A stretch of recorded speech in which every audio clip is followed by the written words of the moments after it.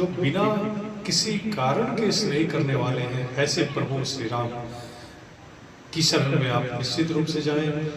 शरण गए प्रभु ताबन त्यागा, विश्व द्रोह के तगजे ही लागा।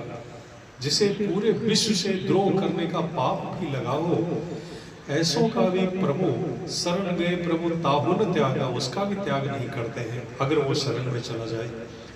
जाओ सो नाम त्रय ताप नसावन, तीनों लोगों के तापों का नाश करने वाला प्रभु का भजन है। सोई प्रभु प्रगट समझ जिए रावण, वही प्रभु मनुष्य रूप में प्रकट हुए हैं, ऐसा हृदय में समझे।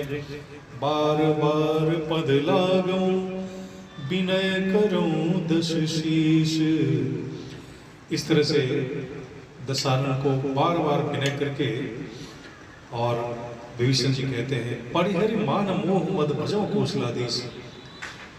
आप मान, अभिमान, मोह और अहंकार, इस तीनों को छोड़ करके भगवान की शरण में जाएं। और उन्होंने यह भी कहा कि मुनि पुलस्त्य ने अपने शिष्यों के साथ मुझे यह बात कही और मैं तुरंत ही आपको सोम सिर जान करके आपको यह बात सुना रहा हूं। अब एक और बुद्धिमान मंत्री थे माल्यवंत। माल्यवंत अति सजीव सयाना,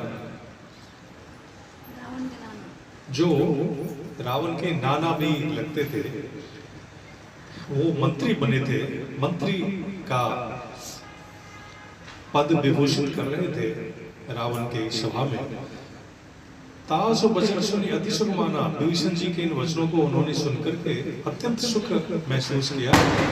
तात अनुस्तव नीति विभूषण, हे तात रावण, तुम्हारा भाई नीति का विभूषण है, नीति को भूषण रूप में धारण करने वाला है। सो उर्धरो जो कहत विभीषण, आप निश्चित रूप से इनकी बातों को ध्यान में लाएं। अब रावण का क्रोध उत्कर्ष पर था और कहता है रिपु पुत करस कहत सट दो, दुश्मन की बड़ाई, दुश्मन की प्रशंसा का बखान आप सभी कर रहे हैं। आप दोनों दूर ही न करो यहाँ भाई को, कोई है यहाँ पर जो इन दोनों को मेरे सामने से हटाए। इस तरह से वो सभा में कहता है। तो माल्यवंत गृह गयो बहोरी, वो अपने घर को चले गए। कहीं विभीषण को निकट जोड़ी, परंतु विभीषण नहीं माने।